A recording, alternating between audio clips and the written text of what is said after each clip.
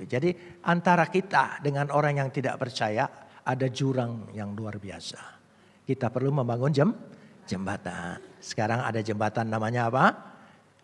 Sekolah Bethesda. Jangan Ampera, sekolah Bethesda.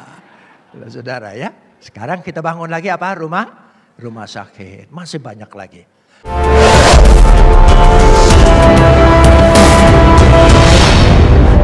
Mari kita berdoa. Besem haab we haben we ruah hakodes Elohe echad. Dalam nama Bapa, Putra dan Roh Kudus, Tuhan yang Esa. Bapa di sorga, kami memuji dan mengucap syukur kepadamu atas segala kasih, karunia, anugerah, limpah rahmat dan berkat-Mu, atas segala perkenanan Tuhan dalam hidup kami. Memilih kami, menetapkan kami, membuka hati kami untuk percaya karena pekerjaan Roh-Mu yang kudus itu, sehingga kami dapat menerima karya Kristus Yesus yang sudah menebus kami, mengampuni kami, membebaskan kami, memberkati kami. Untuk itu kami mau menaikkan ucapan syukur kami yang tak terhingga kepadamu. Seraya senantiasa menyerahkan diri kami di hadapan Engkau. Di dalam Engkau kami akan terpelihara dengan sempurna, karena Engkau adalah pemelihara yang kekal. Saat ini di tengah-tengah persekutuan ibadah kami, di hadapan hadirat Tuhan yang telah turun meliputi memenuhi kami. Kami ingin meneduhkan hati kami, menundukkan pikiran kami kepada otoritas kedaulatan firman-Mu. Karena firman-Mu itulah yang mengandung segenap kebenaran dan janji-Mu yang akan Kau berikan bagi kami untuk menjadi milik kami. Karena Roh-Mu itu sendiri yang akan mengerjakannya di tengah-tengah pewartaan ini.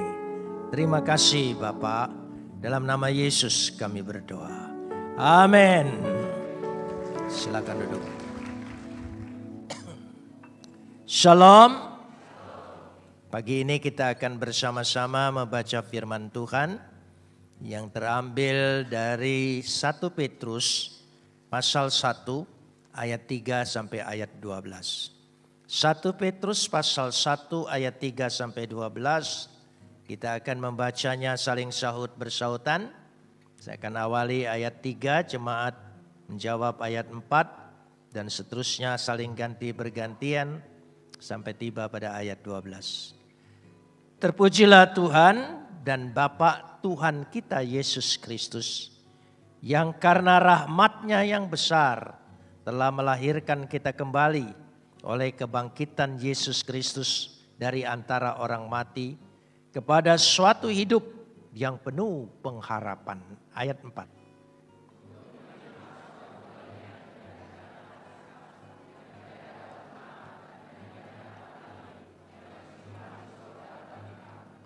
Yaitu kamu yang dipelihara dalam kekuatan Tuhan karena imanmu, sementara kamu menantikan keselamatan yang telah tersedia untuk dinyatakan pada zaman akhir.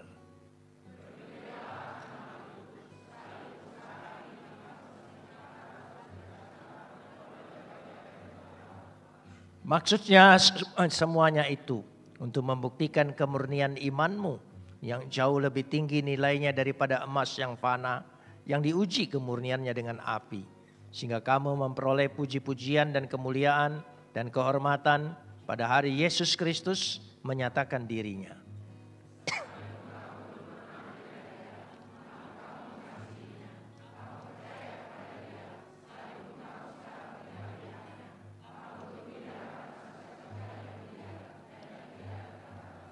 Karena kamu telah mencapai tujuan imanmu, yaitu keselamatan jiwamu.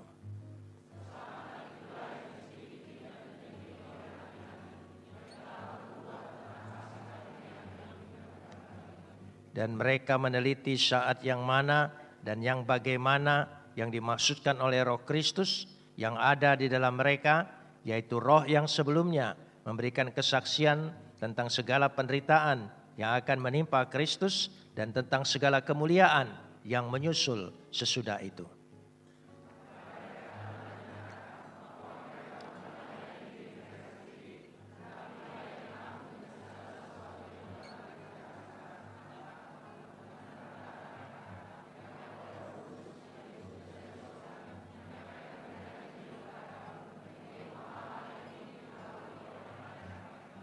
Kapot lecha Adonai Eloheinu kapot lecha. Segala kemuliaan ya Adonai Tuhanku, kemuliaan bagimu. Saudara yang dikasihi Tuhan, perikop yang baru saja kita baca, itu ditulis oleh Rasul Petrus. Rasul Petrus pada waktu dibawa oleh Andreas saudaranya, berjumpa dengan Yesus, dan dia mengikuti Yesus. Sejak hari itu dia sangat bersuka cita. Karena inilah rabi, pemimpin masa depan. Dia percaya itu. Karena dia melihat dengan mata kepala sendiri apa yang dibuat oleh Yesus. Air bisa diubah menjadi anggur. 5.000 orang dikasih makan hanya dengan 5 ketul roti dan 2 ekor ikan. Lalu dia berpikir, ini cocok sekali. Ya, untuk saya ikuti. Karena dia Tuhan yang sanggup memberi makan 5.000 hanya 5 ketul roti. Belum lagi dia melihat Yesus meneduhkan angin ribut. Dan Yesus berjalan di atas air. Bahkan dia mencicipi untuk berjalan di atas air. Dia melihat Yesus dimuliakan semuanya. Maka dia bergembira sekali. Bahwa dia berpikir masa depannya terjamin. Pasti. Dan dia senang. Tapi tatkala Yesus ditangkap. Pertama dia berpikir ini kesempatan menunjukkan kepahlawananku. Lalu dia memotong telinga pengawal yang menangkap itu. Ternyata Yesus tidak membenarkan tindakannya. Bahkan Yesus menyerah. Seperti domba yang dibawa ke dalam pembantaian. Padahal dia berharap ini saatnya Yesus mendemonstrasikan kuasa ilahinya di tengah-tengah bangsa ini. Ternyata tidak. Sampai diadili. Dia tidak berdaya. Lalu dia berpikir, salah aku. Ternyata ini tidak menjamin masa depan. Tidak ada harapan ikut orang ini. Ya. Karena itu dia menyangkal Yesus. Sampai ayam harus mengingatkan dia. Ya. Jadi kalau saudara makan ayam tolong ingat ya. Itu ya, ayam bisa dipakai Tuhan. Ya, luar biasa. Jadi dengan jalan demikian dia berpikir gagal. Dia menolak. Dia tidak ingin sanggup terlibat di dalam kekalahan seperti itu. Dan ketika dia melihat Yesus digantung di kayu salib, tidak ada tanda-tanda perlawanan. Dia kecewa.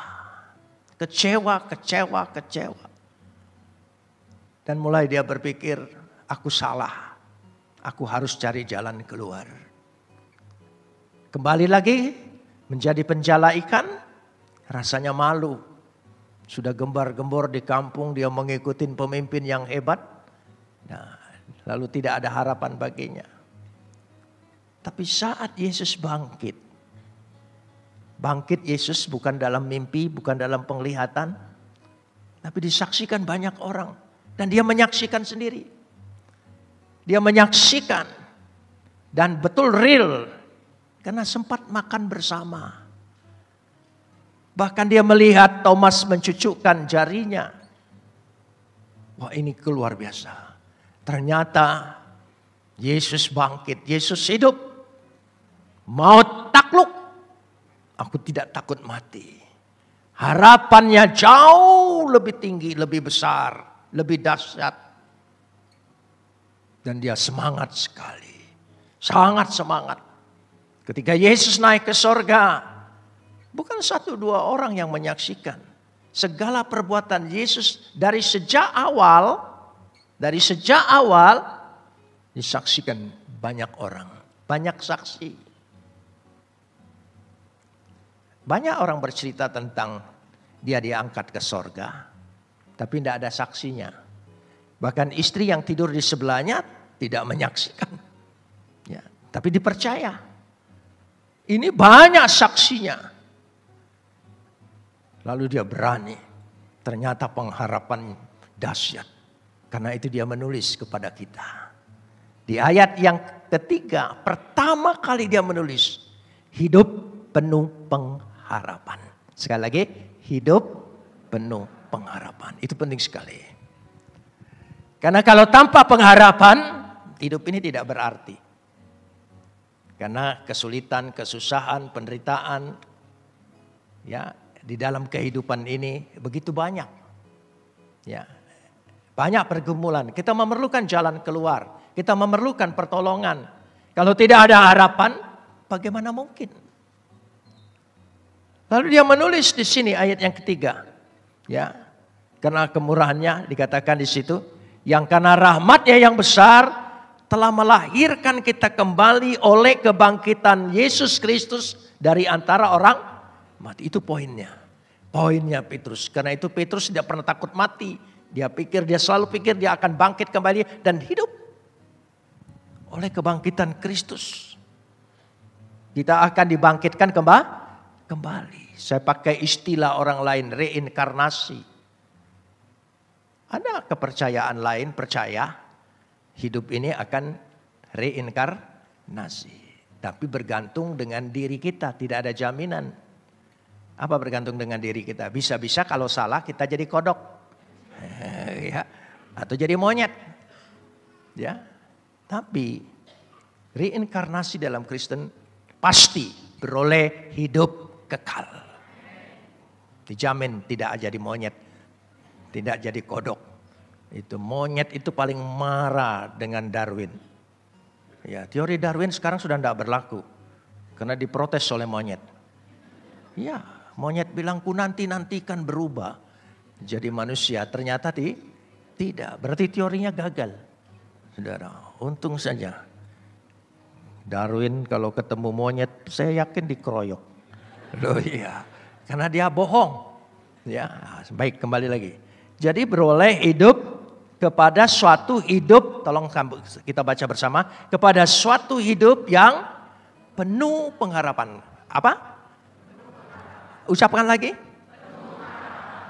Apa? Kata penuh bukan bilangan, bukan jumlah. Tak terbilang. Harapan kita selalu tersedia. Apapun pergumulan kita selalu ada harapan. Amin. Ya, penuh harapan. Kata penuh pengharapan. Harapan kita selalu penuh. Coba katakan pada diri kita, harapanku selalu penuh. Tidak pernah takut apa saja kita hadapi, apa saja kita jalani di tengah-tengah hidup ini, kesulitan apapun, saya percaya selalu ada harapan. Harapannya. Makanya kita tidak boleh bunuh diri. Tidak perlu bunuh diri, nanti juga mati. Nah, iya. Selalu ada harapan. Jadi yang pertama kali dipesankan oleh Petrus, hidup penuh pengharapan. Amin. Ya, katakan dengan yang sebelah, penuh pengharapan. Ya, tidak usah takut. Amin saudara. Tidak usah takut. Pasti ada jalan keluar. Pasti ada pertolongan. Pasti ada kesembuhan. Pasti. Amin. Pasti. Yang menyaksikan ini yang pernah putus asa. Dan yakin sekali hidupnya kemudian penuh pengharapan. Dia tulis kepada kita. Karena itu Alkitab itu bukan konsep, bukan wacana, bukan dogma, bukan ajaran. Tapi Alkitab itu adalah peristiwa. Peristiwa itu selalu berulang. Itulah yang dimaksudkan di sini dalam hidupnya. Dilahirkan kembali. Yang kedua, ayat keempat. Kita lihat poin yang kedua. Ayat yang keempat. Yaitu, ya, kalau kita untuk menerima suatu bagian yang tidak dapat binasa, yang tidak dapat cemar, yang tidak dapat layu, yang tersimpan di sorga bagi, amin. Ya, dikatakan di sini mendapat bagian. Terjemahan yang lain saya lebih cocok, bukan bagian, warisan. Sekali lagi apa? Warisan. Kita ini mendapat warisan. Kenapa? Karena kita anak. Barang siapa percaya kepadanya diberi hak menjadi Tidak ditulis di situ diangkat menjadi anak. Bukan anak angkat. Diberi hak penuh sebagai anak. Diberi hak. Karena itu kita berani menyapa Tuhan kita, Khalik langit dan bumi, ya, yang sangat-sangat hormat dan mulia, menyapa dia sebagai Bapa. Jadi kalau kita ke gereja ini, kita datang ke rumah siapa? Bapa. Amin, saudara. Kalau ke rumah Bapa, semua bisa mengeluh, mengadu, meminta. Apalagi kalau Bapak kita kaya raya. Oh iya, kita tidak mungkin pulang dengan sia-sia. Seperti orang pulang kampung yang baru saja, ya pasti di mobil di atasnya sampai penuh. Saudara, itu berarti pulang dari ke rumah orang tua. Memang anak kalau di rumah orang tua jadi raja. Saudara, dia berani buka kulkasnya. Coba kalau orang tua pergi ke rumah anak. Enggak berani.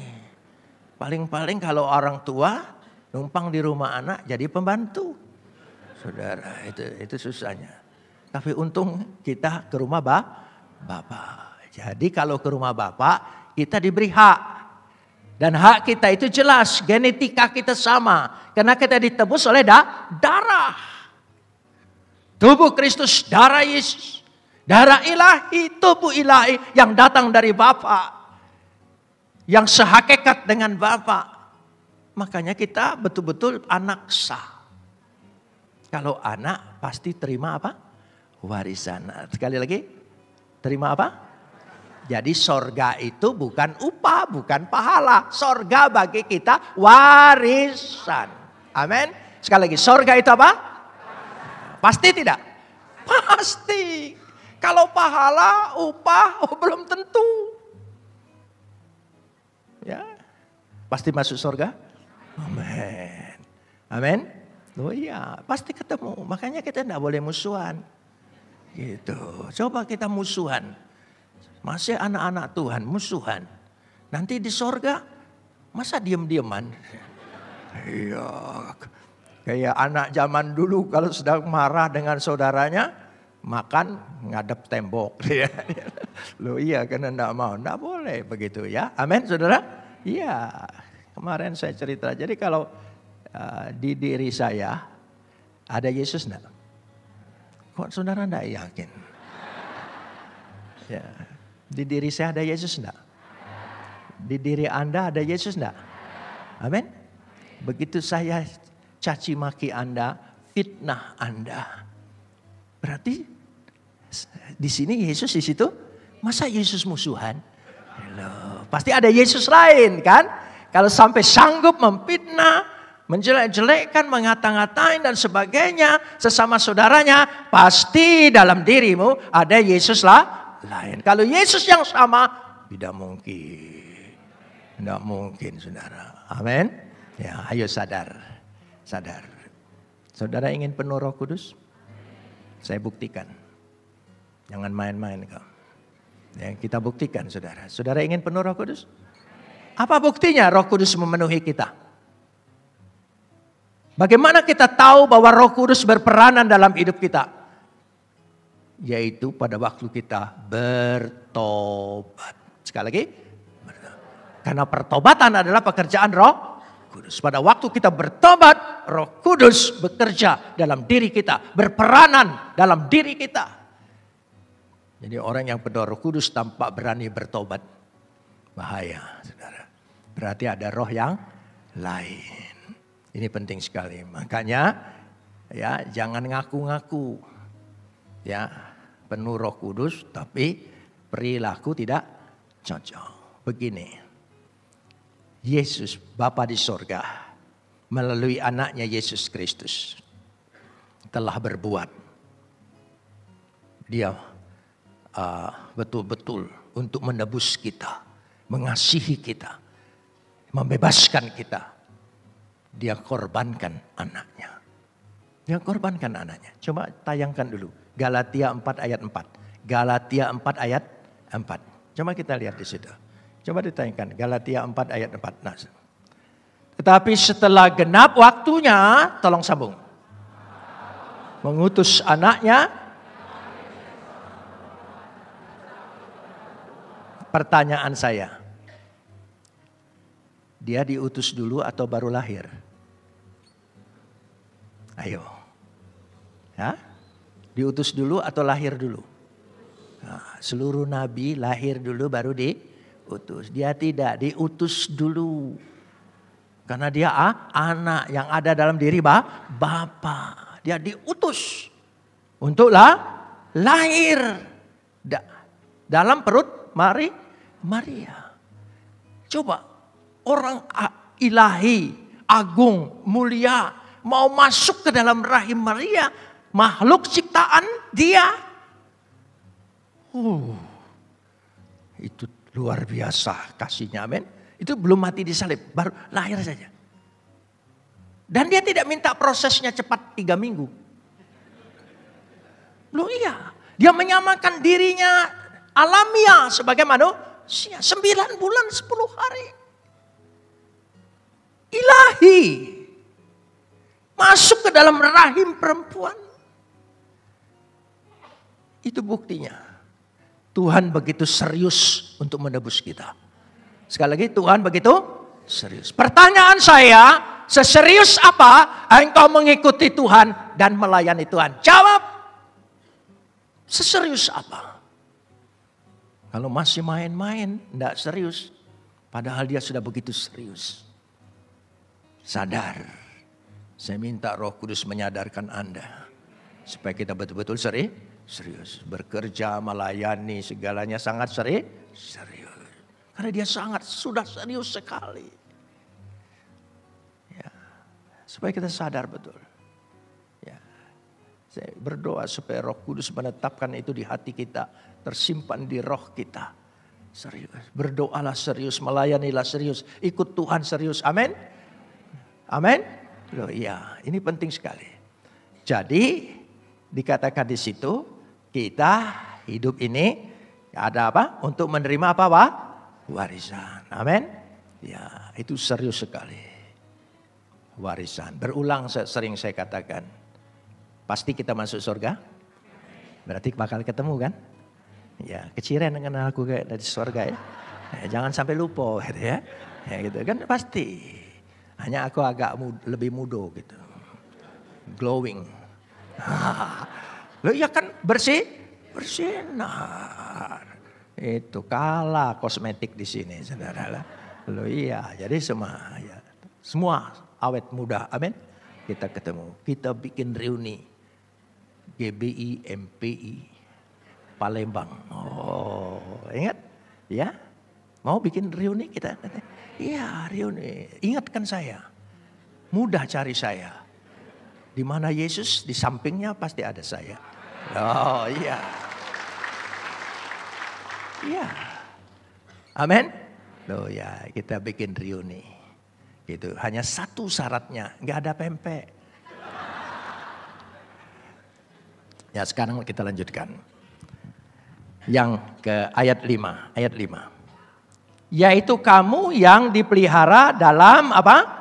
Kekuatan Tuhan. Karena imanmu sementara kamu menantikan keselamatan yang telah tersedia untuk dinyatakan pada akhir zaman. Jadi dengan yang ketiga adalah hidup dalam kekuatan Tuhan. Tanpa kekuatan Tuhan tidak ada yang mampu. Dunia makin modern, makin banyak tantangannya. Makin berat. Dulu kayaknya penyakit itu dapat dihitung dengan jari. Sekarang penyakit itu, waduh, berkembang. Luar biasa.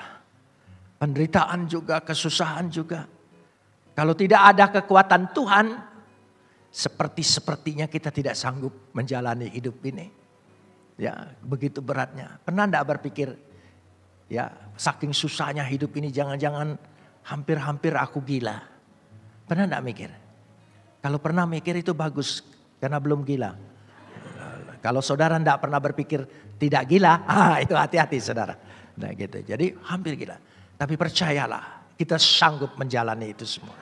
Karena ada apa? Kekuatan Tuhan. Katakan pada diri kita, dalam diriku ada kekuatan Tuhan. Dalam nama Yesus. Amin.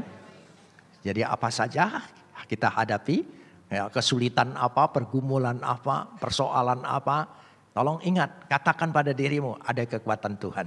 Aku tidak akan takut, aku tidak gentar, aku tidak akan khawatir. Karena ada yang menyanggupkan aku, kekuatan Tuhan.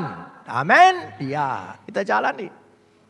Kalau kita pikir kekuatan kita, tidak bisa. Kenapa kita khawatir? Kenapa kita khawatir? Kalau kita ada masalah, ada persoalan, kita khawatir. Kenapa coba? Karena kita seringkali ada masalah, ada persoalan, lebih banyak berbicara dengan diri kita sendiri. Aduh sulitnya, aduh susahnya. Saudara, begitu kita berbicara dengan diri sendiri, tidak ketemu jawabannya. Makanya kalau ada masalah, ada persoalan, ada kesulitan, bicara dengan Tuhan. Ya, dan Tuhan ingatkan dalam diriku ada apa? Kekuatan Tuhan. Amin saudara, aku memang tidak sanggup, aku memang tidak kuat, tapi karena kekuatan Tuhan ada dalam diriku, aku akan sanggup menghadapinya. Aku pasti keluar sebagai pemenang. Beri kemuliaan bagi Dia. Ayat yang ke-6. Hidup dalam sukacita Tuhan. Bergembiralah akan hal itu, sekalipun sekarang ini kamu seketika, sekali lagi, bergembiralah akan hal itu, sekalipun sekarang ini, tolong sambung. Ya, coba ulangin. Ya, bergembiralah akan hal itu, sekalipun sekarang ini, tolong. Ya, kamu apa? Seketika harus, kamu apa? Seketika.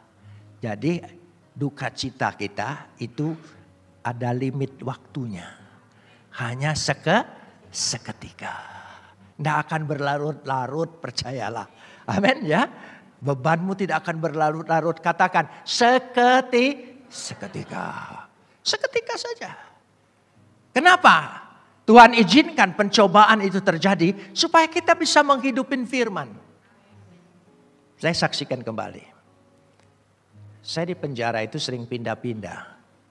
Saya tidak ngerti kenapa gitu. Dipindah sana, pindah sana, pindah sana. Ya. Jadi seperti semua petugas itu kepo gitu. Ingin tahu kasus saya gitu. Diperiksa sana. Setiap kali dipindahkan, saya katakan, sudah saya saksikan, saya ingin ingatkan kembali. Saya diborgol. Tapi bukan diborgol begini seperti yang 271T itu. Bukan saudara ya. Iya itu hebat sekali ya. Saya sampai mikir, aku kalau jingok yang 1T aja pingsan kali saudara. Loh, ini 271 saudara. Diborgolnya satu di tangan saya, satu di tangan penjaga. Untung waktu itu saya pakai safari. Jadi orang bingung, yang ditahan ini siapa? Dia atau saya? Diborgol. Saya bergerak, dia bergerak. Saya jalan, dia jalan. Wah terus. Gak pernah lepas. Naik pesawat. Giliran di atas pesawat, saya ingin buang air kecil. Ya, saya pikir dilepas. Kan? Nggak dilepas. Saya mikir, dari mana saya bisa lari? Ya kan, di pesawat apa saya terjun gitu saudara ya? Ya kan nggak mungkin saudara. Nggak dilepas oleh dia. Dia ikut ke WC pesawat. WC pesawat kan kecil. Jadi terpaksa satu di dalam, satu di luar. Dia ikutin begitu. Susah buka celana juga, ada tangan lain. Iya. Itu. Sudah. Ya, saya sedih sekali. Tuhan, saya tidak mencuri, saya tidak menipu. Saya tidak korupsi, tapi kok penderitaan segininya diizinkan Tuhan. Kenapa Tuhan tidak bela saya, kasih kelonggaran? Waktu saya sedih seperti itu, Tuhan bicara di hati saya, di pikiran saya. Dia kasih pemikiran. Itu artinya Immanuel. Borgol itu artinya Immanuel. Immanuel artinya aku menyertai engkau kemana saja engkau pergi. Kemana saja aku tidak melepaskan engkau. Iya. Coba saudara. Siapa yang bisa punya ilustrasi borgol Immanuel? Nggak ada. Kecuali yang di 6 tahun di penjara ini. Ngalamin itu saudara. Baru saya senyum. Iya Tuhan. Baru saya gembira saudara. Ya, artinya ya Tuhan, supaya kita menghidupin firman, Tuhan izinkan kita menghadapi berbagai masalah. Di situ kita tahu itu firman hidup dalam diri kita. Amin. Ya, amin. Senyum saya langsung. Waktu saya senyum, yang awal saya nanya, kenapa senyum-senyum? Saya terangkan, ini arti Immanuel. Ya gitu, terpaksa dia dengar. Walaupun dia tidak percaya, saya ngomong terus saja. Kan dia tidak bisa lari. Ya, lalu kedua saya pikir, kesempatan penginjilan. Oh iya, kalau dia tidak bisa lari dan tidak bisa tutup telinga, kan tangannya satu disapa dengan saya begitu. Jadi semua cara, seketika saja duka cita itu, sebab ada sukacita yang besar. Saudara lihat kesedihan saya, saudara bisa tertawa. Ania-yonian kawan. Saya sedih, Anda ketawa. Tapi percayalah, satu saat Anda akan mentertawakan kesusahanmu. Karena ada pertolongan Tuhan, ada jalan keluar, ada kemenangan. Amin. Ya, bergembiralah. Amin. Sukacita Tuhan. Kita langsung ke sini. Ada sukacita Tuhan. Lanjut yang ayat ke-7. Poin yang kelima. Hidup dalam pemurnian. Hidup dalam pemurnian. Maksudnya semuanya itu ialah untuk membuktikan kemurnian imanmu. Yang jauh lebih tinggi nilainya daripada emas yang panah. Yang diuji dengan kemurnian api. Saudara tahu emas? Orang Palembang tidak tahu emas keterlaluan. Orang Palembang paling bangga dengan emas. Apalagi kalau sudah kondangan. Saudara pamer. Saudara ya. Nah, walaupun boleh minjem besok balikin lagi. Loh iya, itu. Emas itu diuji dengan api. Hilang enggak nilainya? Justru nilai emas makin diuji dengan api, nilainya makin tambah. Jadi kalau Tuhan izinkan kita diuji oleh Tuhan, itu supaya nilai kita, kualitas kita naik. Amin. Nah, ada maksud Tuhan. Saya kasih contoh begini. Saya waktu ditahan, maaf ya saya kalau contohnya itu penjara terus saudara. Loh iya, karena ini terkesan. Ya, coba 6 tahun tidak terkesan. Coba praktekin, alamin sendiri. Saudara ya. Jadi waktu di penjara, ya di Kopkamtib itu, saya tidak boleh baca buku. Tidak boleh. Kertas koran, bekas koran jadi bungkus itu diambil. Ya, ayam goreng yang dikirim oleh istri ditaruh di meja. Ini dimusnahkan. Tidak boleh baca berita, tidak boleh segala sesuatu, tidak boleh. Ya. Sementara saya hobinya baca. Saya kalau tidak baca tuh panik. Baca. Tidak boleh baca. Saudara, yang boleh hanya Alkitab. Jadi saya bolak-balik baca Alkitab. Makanya selama 6 tahun 25 kali saya tamat. Sudah baca Alkitab ini terus. Ya, rupanya Tuhan ingin memurnikan saya dalam pikiran saya. Supaya pemahaman saya bukan hasil buku, bukan hasil pikiran-pikiran sendiri. Tuhan ingin kikis habis supaya sepenuhnya firman Tuhan. Jadi itu ada maksud Tuhan. Tuhan murnikan segala sesuatu tujuannya, ya motivasinya, semuanya. Tuhan izinkan itu terjadi. Ya, berikan kesempatan biar dia memurnikan diri kita. Kita kalau tidak dimurnikan, banyak karatannya saudara. Jadi perlu dimurnikan dalam hal itu. Jadi hiduplah dalam pemurnian. Kita lanjutkan sekarang ini, yaitu poin yang ke-6, hidup dalam rahasia ilahi. Ayat 8 dan 9. Hidup dalam rahasia ilahi. Sehingga percayalah kita akan berjumpa muka dengan Yesus. Ya, lebih indah daripada lukisan-lukisannya. Lebih indah semuanya. Lebih dahsyat, terkagum-kagum kita. Luar biasa. Sukacita yang mulia. Lalu yang ke-7, hidup dalam keselamatan kekal. Hidup dalam keselamatan kekal, ayat selanjutnya adalah berita Injil. Injil harus diberitakan. Salah satu sarana pakai sekolah Bethesda. Sebentar lagi pakai rumah sakit. Oh, saya bangga sekali, pasti jadi itu. Pasti. Amin. Karena tujuannya itu untuk Injil diberitakan. Terserah namanya rumah sakit mau Bethesda lagi gitu atau mau Bethsaida gitu ya. Ya boleh-boleh saja terserah, tapi nanti Tuhan kasih ilham lagi. Apalagi sarana-sarana yang harus disediakan oleh GBI MPI Palembang ini supaya Injil bisa diberitakan. Katakan amin. Mari kita dukung itu. Ya, amin. Itu bukan ingin kita merasa lebih hebat, tapi salah satu sarana-sarana untuk membangun jembatan. Jadi sekali lagi, ya rumah sakit, sekolah itu adalah jembatan untuk menjangkau orang yang ada di seberang ulu sana gitu saudara ya. Kan ada jembatan dulu ya.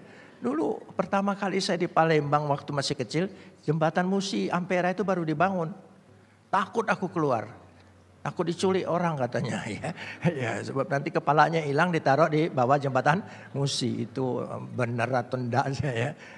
Itu kejadian seperti itu. Jadi antara kita dengan orang yang tidak percaya ada jurang yang luar biasa.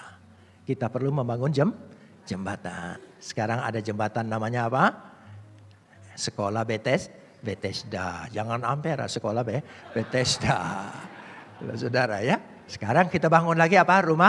Rumah sakit. Masih banyak lagi sarana yang mau dibangun. Mari kita berdoa.